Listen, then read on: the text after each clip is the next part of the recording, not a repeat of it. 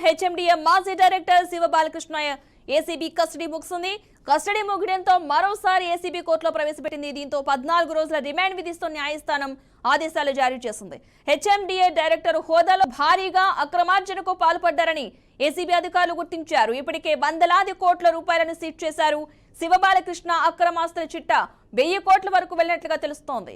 కేసులో మరో 3 కీలక అధికారులను కూడా అరెస్ట్ చేసే అవకాశం ఉంది. మొత్తం 214 ఎకరాలు ఉన్నట్లుగా గుర్తించారు. విశాఖలో ప్లాట్లు ఉన్నట్లు ఏసీబీ అధికారులు తేల్చారు.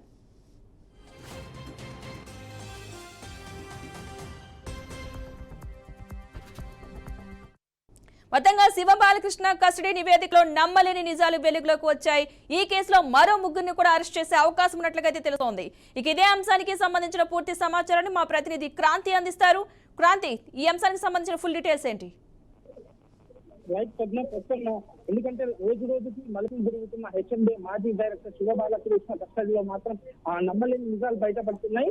దాదాపుగా ఇప్పటి వరకు ఎందుకంటే 214 ఎకరాలు కావచ్చు, లేదు అంటే ఆదిత్య రియల్ ఎస్టేట్స్ 120 ఎకరాలకు సంబంధించి కూడా పెట్టుబడులు పెట్టినట్లయితే ఏసీబీ అధికారులు గమనించడం జరిగింది. దీంతో పాటు 18 ఓపెన్ ఫ్లాట్లు, ఒక విల్లా, మరి 7 అపార్ట్మెంట్లను కూడా హైదరాబాద్ గట్టు గుర్తించినట్లు తెలుస్తుంది.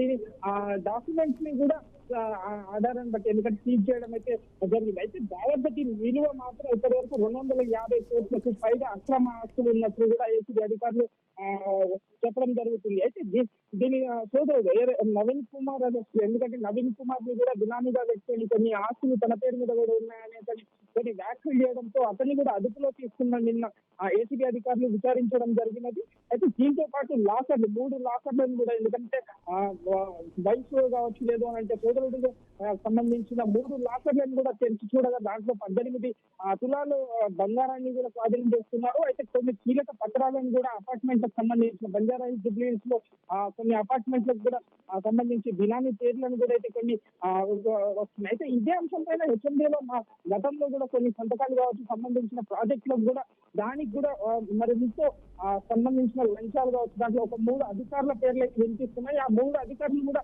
ఇతనికి బినామీగా ఉన్నారా ఏమైతే కోణంలో కూడా ఏసీబీ అధికారులు విచారిస్తున్నారు. అయితే ఆ 3 కూడా ఆ 3కి నోటీసులు ఇస్తారా, మరి అరెస్ట్ చేయబోతున్నారా అనేది అయితే కొంత వేచి చూడాలి. ఎందుకంటే ఈ రోజుతో ముగిసిన విచారణ దాదాపుగా మనం 8 రోజుల విచారణకు ఇచ్చిన నాంపల్లి ఏసీబీ కేసు మాత్రం ఈ రోజుతో ముగిసింది.